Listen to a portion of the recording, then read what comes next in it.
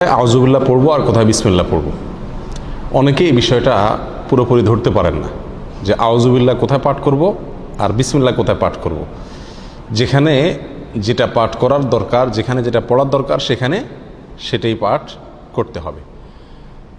বিসমিল্লাহির রহমানির রহিম বা বিসমিল্লাহ এটা পাঠ করতে হবে যেই কোনো ভালো কাজের শুরুতে, যেই কোনো বৈধ কাজ, যেই কোনো ভালো কাজের শুরুতে কি পাঠ করতে হবে? বিসমিল্লাহির রহমানির রহিম পাঠ করতে হবে। বিশেষভাবে কোনো কোনো হাদিসে কোনো কোনো আমলের শুরুতে বিসমিল্লাহ পাঠ করার কথা বলা আছে, সেখানে সেই আমলের শুরুতে, সেই কাজের শুরুতে বিসমিল্লাহ পড়তে হবে। যেমন খাবারের শুরুতে বিসমিল্লাহ পাঠ করতে হবে, মসজিদে প্রবেশের সময় বিসমিল্লাহ পাঠ করতে হবে, বাসায় ঢোকার সময় বিসমিল্লাহ পাঠ করতে হবে, বাসা থেকে বের হওয়ার সময়ও কি করতে হবে? বিসমিল্লাহ পাঠ করতে হবে। এ হলো বিসমিল্লাহর বিষয়। আর আউযুবিল্লাহ এটা বিশেষভাবে পাঠ করতে হয় কোরআনে কারীম তেলাওয়াতের শুরুতে, কোরআনে কারীম তেলাওয়াতের শুরুতে।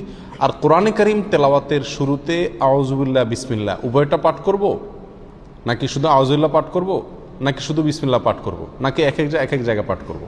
অনেকগুলো প্রশ্ন আসে কি আসে না? এটার উত্তর হলো, যখন আমরা কোরআনে কারীমের তেলাওয়াত শুরু করব, সেটা নামাজে হোক, নামাজের বাইরে হোক, যে অবস্থায় হোক না কেন, যদি আমরা কোরআনে কারীমের তেলাওয়াত শুরু করি তাহলে আউযুবিল্লাহ পাঠ করতে হবে, আউযুবিল্লাহ পাঠ করতে হবে। অনেক উলামায়ে কেরামের মতে ওয়াজিব, অনেক উলামায়ে কেরামের মতে সুন্নাত।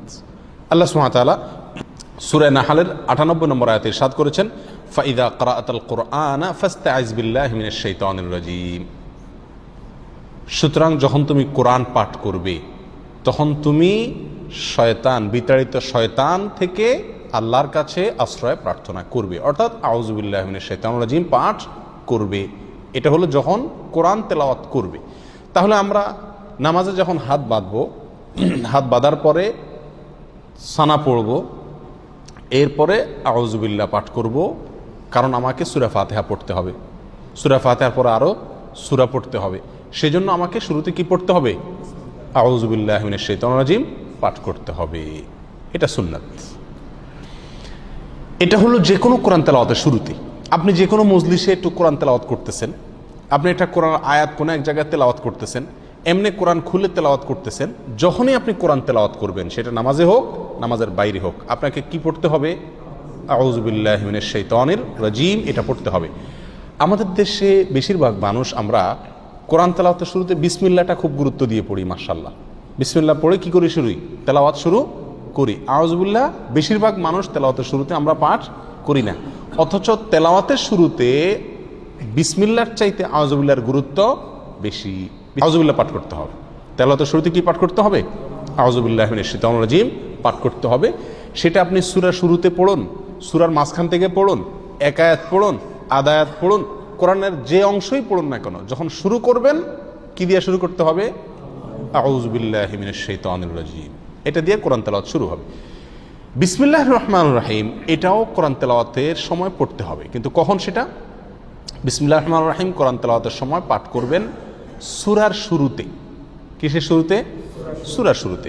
সূরা তাওবা যেটা 10 নম্বর পারায় আছে, এই সূরার শুরুতে শুধু বিসমিল্লাহ নাই, সেখানে আউযুবিল্লাহ দিয়ে শুরু করবেন যদি ওখান থেকে তেলাওয়াত শুরু করেন। আর যদি আগে থেকে তেলাওয়াত শুরু করেন, সূরা মাঝখানে পড়ে, তাহলে কিছুই পড়তে হবে না, ঢালাওভাবে পড়ে চলে যাবেন। আর অন্য যে কোনো সূরার শুরুতে, কথার কথা আপনি নামাজের ভিতরে সূরা ফাতিহা শুরু করতেছেন, তাহলে সূরা শুরু, তাহলে এখানে আউযুবিল্লাহ পড়বেন, পরে আবার কি পড়বেন? বিসমিল্লাহ পাঠ করবেন। আপনি সূরা ইয়াসিন তেলাওয়াত করতেছেন, তাহলে ইয়াসিন ওয়াল কোরআনুল হাকিম পড়ার আগে আপনি কি পড়বেন? বিসমিল্লাহ পাঠ করবেন। আর সেই পাঠটা যদি আপনার একেবারে শুরু হয়, অর্থাৎ কোরআন খুলে ওটা শুরু করেন, তাহলে দুইটাই পাঠ করবেন, কারণ শুরুতে সেই হিসাবে আউযুবিল্লাহ, আবার সূরা শুরু সেই হিসাবে বিসমিল্লাহ। কথাটা কি বুঝাতে পারছি? আর যদি আপনি মাঝখান থেকে এক জায়গা থেকে খুলে পড়তেছেন, সূরার মাঝখান থেকে, তাহলে আপনার কি পড়তে হবে? আউযুবিল্লাহি মিনাশ শাইতানির রাজীম। বিসমিল্লাহ পড়া জরুরি না, যদি পড়েন পড়তে পারেন। কথা বুঝে আসছে? এ হলো আউযুবিল্লাহ এবং বিসমিল্লাহ কোথা আমরা পাঠ করব, তার একটি মোটামুটি বিস্তারিত বিবরণ। দোয়া দুরুদ পাঠ করার সময় আমরা কি বিসমিল্লাহ পড়বো কিনা? অনেক দোয়া আমরা পড়তে হয় নাকি? সকাল সন্ধ্যার দোয়া জিকিরগুলো আছে, তারপরে খাবারের সময় জিকির আছে, দোয়া আছে, বিভিন্ন সময় কি আছে? অনেক দোয়া আছে, নবী করিম সাল্লাল্লাহু আলাইহি সাল্লাম জায়গায় জায়গায় অনেক দোয়া শিখিয়েছেন। তো এই সমস্ত দোয়াগুলোতে বিশেষ করে সকাল সন্ধ্যার দোয়াতে বা আল্লাহর কাছে এমনি দোয়া করছি যখন, তখন কি আমরা বিসমিল্লাহ আউযুবিল্লাহ পড়তে হবে কিনা? উত্তর হলো না। এই সমস্ত জায়গায় আউযুবিল্লাহ বা বিসমিল্লাহ পড়ার প্রয়োজন নাই। কেন? কারণ হলো আপনি যে দোয়া পড়তেছেন ওই দোয়াটাই কি আল্লাহর নাম। ওই দোয়া পড়া মানেই হলো আল্লাহর নামে জিকির করা, অতএব সেখানে আবার আল্লাহর নাম নিয়ে আলাদা জিকির করার প্রয়োজন নাই। আর তাছাড়া সে সমস্ত জায়গায় এই বিসমিল্লাহ পাঠ করার কোনো নির্দেশ কোরআন এবং সুন্নায় বর্ণিত হয় নাই। কথা বুঝে আসছে? কিন্তু এছাড়া যে কোনো বৈধ কাজ এবং ভালো কাজের শুরুতে কি পাঠ করতে হবে? বিসমিল্লাহ বলে শুরু করতে হবে।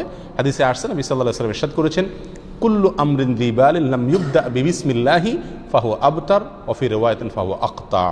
যে কোনো কাজ যদি তার শুরুতে আল্লাহর নাম নেওয়া না হয়, বিসমিল্লাহ বলা না হয়, তাহলে কাজটা অপূর্ণাঙ্গ থেকে যায়, ওটাতে বরকত থাকে না, কল্যাণ থাকে না। এই জন্য যে কোনো কাজের শুরুতে কি পাঠ করতে হবে? বিসমিল্লাহ পাঠ করতে হবে, যদি সেটা বৈধ কাজ হয় অথবা যে কোনো ভালো কাজ হয়। আল্লাহু আলাম।